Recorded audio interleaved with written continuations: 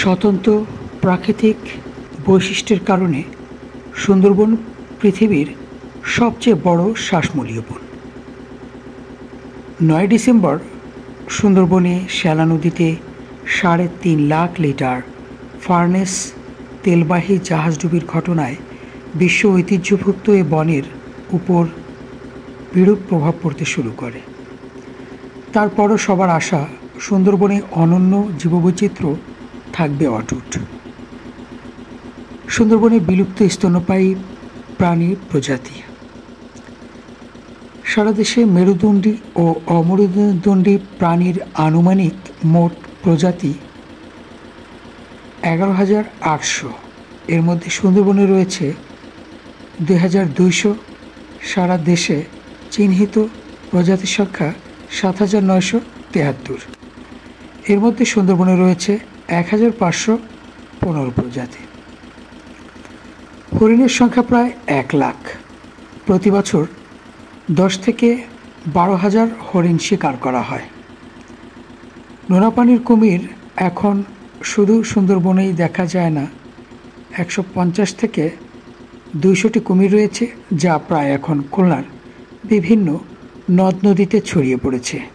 সাম্প্রতিক সময়ে বরিশালেও এই কুমির দেখা গেছে, যেটা স্যাটেলাইট ট্রান্সমিটার সংযুক্ত। বছরে বনজীবীরা প্রায় ১,৫০০ টন কাঁকড়া সংগ্রহ করেন। দেশের মোট মাছের চাহিদার ৩০% যোগান দেয় সুন্দরবন। মোট ৪ প্রজাতির ৬,০০০ ডলফিনের দেখা পাওয়া যায়। এর মধ্যে ইরাবতী প্রজাতির ডলফিন পৃথিবীর মধ্যে সবচেয়ে বেশি আছে সুন্দরবনে। পদ্মা, মেঘনা ও যমুনা নদী হিমালয় থেকে সৃষ্টি হয়ে বঙ্গোপসাগরে এসে মিশেছে। বঙ্গোপসাগরের মোহনার নোনা পানি আর এ ৩ নদীর মিষ্টি পানি মিলেমিশে একাকার হয়েছে। পানির সঙ্গে আসা পলি জমে যে দ্বীপের সৃষ্টি, তাতেই সুন্দরবন গড়ে উঠেছে। এ ধরনের বন উপকূল স্থিতিশীলতা রক্ষা করে, ঝড়, জলোচ্ছ্বাস, উত্তাল তরঙ্গ ও জোয়ার ভাটায় ভাঙন প্রতিরোধ করে। ম্যানগ্রোভ বনের উদ্ভিদের শ্বাসমূলের কারণে তা মাছ ও অন্যান্য প্রাণীর কাছে এক আকর্ষণীয় আশ্রয়। তারা খাবার এবং শিকারী প্রাণীদের কাছ থেকে আত্মরক্ষার জন্য এই ধরনের বনে আশ্রয় নেয়।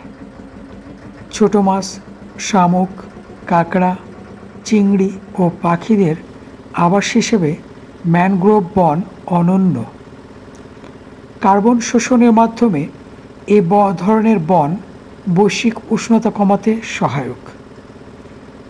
তাছাড়া এরা প্রবাল ও ঘাস জাতীয় উদ্ভিদের আবাসের মতো আশেপাশের বাস্তুসংস্থানে পুষ্টি উৎপাদন সরবরাহ করে। জাতিসংঘ কৃষি ও খাদ্য বিষয়ক সংস্থা FAO-র হিসেবে দেশে বনভূমি ১৫,২০০ বর্গ কিলোমিটার। এর মধ্যে সুন্দরবন ৬,০০০ বর্গ কিলোমিটার। তবে এই সুন্দরবন ২,০০০ বছর আগে ২৫,০০০ বর্গ কিলোমিটার ছিল। এখন প্রায় নদী ভাঙনের ফলে কমতে বসেছে এবং প্রায় জায়গায় চরও জাগতে শুরু করেছে। সুন্দরবনে মোট উদ্ভিদ প্রজাতির সংখ্যা ৩৩৪টি। লতাগুল্ম থেকে শুরু করে মাঝারি ও উঁচু সব ধরনের বৃক্ষই সুন্দরবনে রয়েছে। একসময় সুন্দরবনে ফলদ বৃক্ষ প্রচুর ছিল। লবণাক্ততা বেড়ে যাওয়ায় এই ফলদ বৃক্ষ কমে গেছে। বিশ্বে মোট ৪৮টি প্রজাতির শ্বাসমূলীয় বৃক্ষ রয়েছে, যার ১৯ প্রজাতি সুন্দরবনে দেখা যায়, প্রায় অর্ধেকের মতো। এদের মধ্যে সবচেয়ে সেরা বা পরিণত বৃক্ষ হিসেবে সুন্দরীকে মনে করা হয়। সুন্দরবনের ১১% এলাকা জুড়েই রয়েছে এই সুন্দরী গাছ। সুন্দরবনে সরীসৃপ জাতীয় প্রাণীদের মধ্যে সবচেয়ে গুরুত্বপূর্ণ মনে করা হয় শঙ্খচূড়া বা রাজগোখরাকে। বিশ্বজুড়ে মহাবিপন্ন প্রজাতির তালিকায় থাকা এই সাপটিকে ইংরেজিতে কিং কোবরা নামেও ডাকা হয়। ভোঁদড় এই স্তন্যপায়ী প্রাণীটি এখন শুধু সুন্দরবনেই দেখা যায়। কয়টি রয়েছে তার কোনো হিসাব নেই। 1930 সালে দেশের 11টি জেলায় বাঘ ছিল, এখন শুধু আছে সুন্দরবনে। 2004 সালের শুমারিতে বাঘের সংখ্যা 525-এর মতো দেখায়, যদিও এর পরিসংখ্যান ছিল আগে প্রচুর পরিমাণে। বনদস্যুদের শিকারে বাঘের পরিমাণ দিনকে দিন কমতে শুরু করে। তবে 2004 সালের পর থেকে ধীরে ধীরে বাঘের সংখ্যা বাড়তে থাকে। সুন্দরবনের বাঘ ও শাবকের সংখ্যা বেড়েছে 2018 সালের তুলনায়। চলতি বছরের জরিপে 11টি বাঘ বেড়েছে বলে জানিয়েছে পরিবেশ, বন ও জলবায়ু মন্ত্রণালয়। 2024-এর 8 অক্টোবর সচিবালয়ে সুন্দরবন বাঘ জরিপ 2024 ফলাফল ঘোষণা করা হয়। 2018 সালের জরিপে 184টি বাঘ পাওয়া গিয়েছিল, নতুন জরিপে পাওয়া গেছে 125টি বাঘ। এই হিসেবে বাঘের সংখ্যা বেড়েছে। প্রাকৃতিক বন্যা, ঝড়, জলোচ্ছ্বাসে সুন্দরবনের ব্যাপক ক্ষয়ক্ষতি হয়ে থাকে। তারই মধ্যে সুন্দরবনের উপকূলীয় এলাকাগুলো ব্যাপকভাবে ক্ষতিগ্রস্ত হয়। তবে টেকসই বেড়িবাঁধ নির্মাণে ব্যাপক অনিয়ম ও দুর্নীতির ফলে এর কোনো সুফল মেলেনি। এ অঞ্চলের মানুষের ভাগ্য পরিবর্তন হয়নি। সুন্দরবনকে কেন্দ্র করে এ অঞ্চলের মানুষের যে জীবিকা এবং সুন্দরবনের প্রতি তাদের যে মমত্ব ভালোবাসা, সুন্দরবনকে কেন্দ্র করে তাদের বেঁচে থাকা এবং মৎস্য ও মধু আহরণে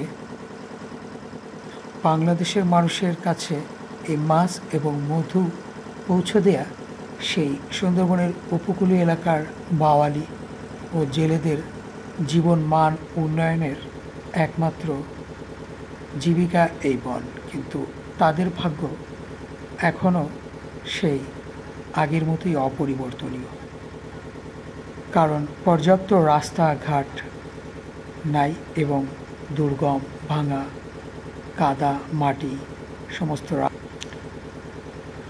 2025-এর 9 সেপ্টেম্বর একটি প্রতিবেদনে এস.এম. সাইফুল কবির হতে তথ্য সংগৃহীত করে জানা যায়, বিশ্ব ঐতিহ্য সুন্দরবন পৃথিবীর বৃহত্তম ম্যানগ্রোভ বর্তমানে ভালো নেই।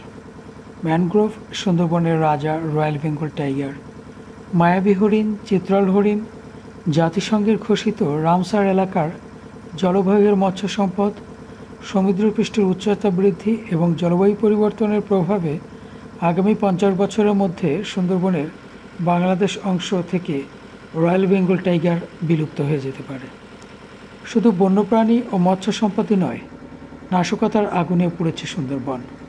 অত্যাধুনিক প্রযুক্তি নির্ভর স্মার্ট প্যাট্রোলিং আর জেলে বনজীবীদের প্রবেশ নিষিদ্ধ করে ঠেকানো যাচ্ছে না বাঘ হরিণ হত্যা। বন্ধ হচ্ছে না খালের বিষ দিয়ে মাছ শিকার। আগুন দস্যুদের নাশকতার আগুনের হাত থেকে বাঁচানো সম্ভব হচ্ছে না সুন্দরবনকে। এই অবস্থার মধ্যে অক্সিজেনের অফুরন্ত ভাণ্ডার, দেশের ফুসফুস খ্যাত ওয়ার্ল্ড হেরিটেজ সাইট সুন্দরবন এখন অস্তিত্ব সংকটে পড়েছে। চোরা শিকারী, বন্যপ্রাণী পাচারকারী, বিষ ও আগুন দস্যুদের এই তাণ্ডব থেকে রক্ষা পাচ্ছে না সুন্দরবনের ওয়ার্ল্ড হেরিটেজ সাইটও। সুন্দরবন বিভাগের তথ্যতে এই চিত্র ফুটে উঠেছে। সুন্দরবনের প্রাণ প্রকৃতি। অষ্টাদশ শতাব্দীর শুরুতে সুন্দরবনের আয়তন ছিল বর্তমানের দ্বিগুণ। কমতে কমতে বর্তমান সুন্দরবনের বাংলাদেশের অংশের আয়তন এখন দাঁড়িয়েছে 6017 বর্গ কিলোমিটার, যা দেশের সংরক্ষিত বনভূমির সর্বমোট 51 ভাগ। 24 ঘন্টায় 2 বার সমুদ্রে জোয়ারের লবণাক্ত পানিতে প্লাবিত হয় সুন্দরবন। একই সাথে দিন 24 ঘন্টা 6 বার তার রূপ পাল্টানো সুন্দরবনের মোট আয়তনের 68.85 অর্থাৎ সংরক্ষিত এই বনের 3টি এলাকাকে 1997 সালে 6 ডিসেম্বর জাতিসংঘের ইউনেস্কো 798তম ওয়ার্ল্ড হেরিটেজ সাইট ঘোষণা করে, বর্তমানে যা সমগ্র সুন্দরবনের 52 ভাগ এলাকা।